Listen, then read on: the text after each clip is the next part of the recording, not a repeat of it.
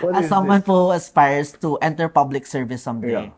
what is the one thing that you want me to know that you should have known prior to entering public service?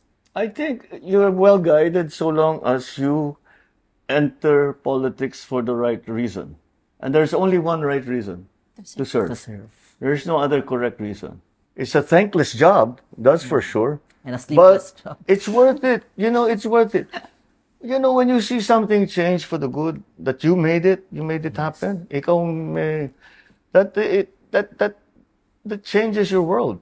Um, there's nothing better.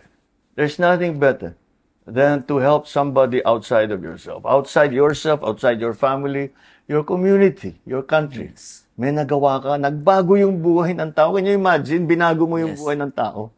What a privilege to be able to do that.